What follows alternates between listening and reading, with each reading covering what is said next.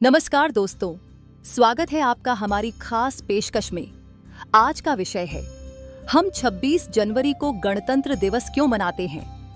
हर साल यह दिन बड़े गर्व और उत्साह के साथ मनाया जाता है, पर क्या आप जानते हैं कि 26 जनवरी का चुनाव क्यों हुआ और गणतंत्र दिवस का असली मतलब क्या है। आइए इस ऐतिहासिक दिन की कहानी को गहराई से समझते हैं।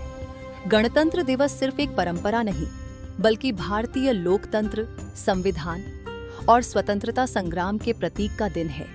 तो चलिए इतिहास के पन्नों को पलटते हैं और इस महान दिन की कहानी को जानते हैं। 15 अगस्त 1947 वह ऐतिहासिक दिन जब भारत ने 200 साल की अंग्रेजों की गुलामी से आजादी पाई।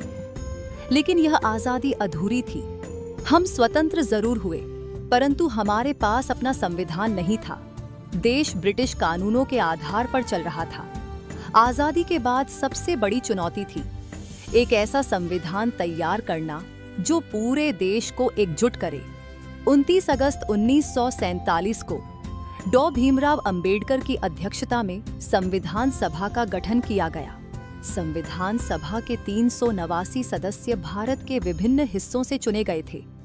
इनका मुख्य उद्देश्य था ऐसा संविधान तैयार करना जो न केवल भारतीय लोकतंत्र की नींव हो, बल्कि सभी धर्मों, जातियों और वर्गों को समान अधिकार दे।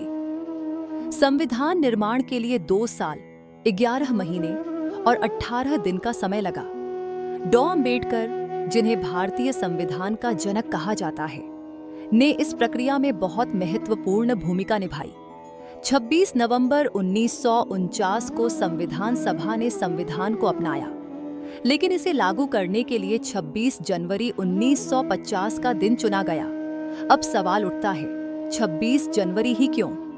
26 जनवरी का इतिहास 1930 के लाहौर अधिवेशन से जुड़ा है।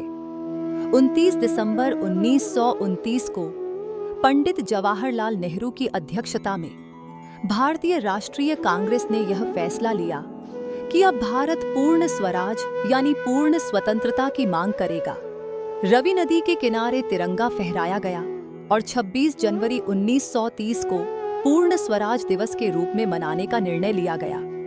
उस समय 26 जनवरी भारतीय स्वतंत्रता का प्रतीक बन गया। इसलिए 1950 में जब संविधान लागू करने का समय आया तो इस दिन को चुना गया। यह दिन केवल संविधान लागू करने का नहीं, बल्कि भारतीय संघर्ष और बलिदान का प्रतीक भी है। आइए अब 26 जनवरी 1950 के उस ऐतिहासिक दिन पर चलते हैं जब भारत गणराज्य बना। 26 जनवरी 1950 को सुबह 10:18 पर भारत का संविधान आधिकारिक रूप से लागू हुआ। डॉक्टर राजेंद्र प्रसाद ने भारत के पहले राष्ट्रपति के रूप में शपथ ली। उसी दिन भारत के पहले प्रधानमंत्री पंडित जवाहरलाल नेहरू ने तिरंगा फहराया। इस दिन भारत एक गणराज्य बना, जिसका मतलब है कि अब देश का शासन पूरी तरह से जनता के हाथों में था। हमारा संविधान हमें समानता, स्वतंत्रता और न्याय का अधिकार देता है। गणतंत्र दिवस का सबसे बड़ा आकर्षण है राजपथ पर परेड। हर साल इस परेड में भारत की सैन्य ताकत, सांस्कृतिक विविधता और राष्ट्रीय एकता का प्रदर्शन होता है। परेड की शुरुआत राष्ट्रपति के ध्वज फहराने और राष्ट्रगान से होती है।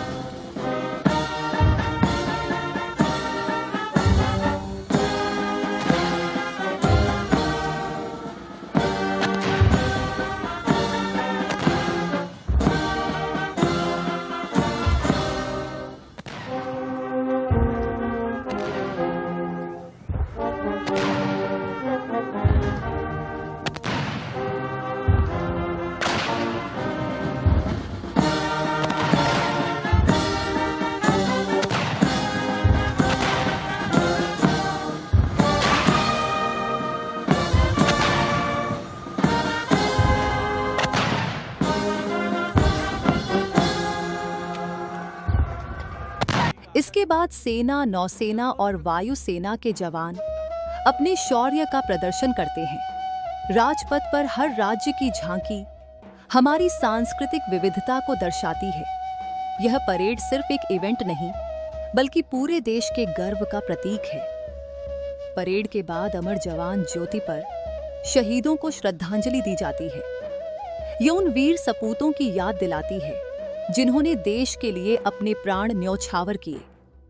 क्या आप जानते हैं, पहला गणतंत्र दिवस समारोह राष्ट्रपति भवन में आयोजित किया गया था। 1955 से राजपथ पर परेड की शुरुआत हुई। गणतंत्र दिवस परेड में हर साल एक विदेशी मेहमान को मुख्य अतिथि बनाया जाता है। गणतंत्र दिवस के दिन 21 तोपों की सलामी दी जाती है।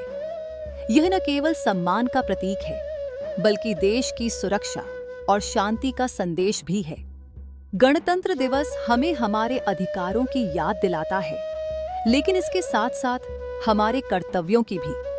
आज हमारे सामने कई चुनौतियां हैं, भ्रष्टाचार, असमानता और शिक्षा की कमी। हमें यह संकल्प लेना चाहिए कि हम अपने संविधान का सम्मान करेंगे और इसके मूल्यों को अपने जीवन में उतारेंगे।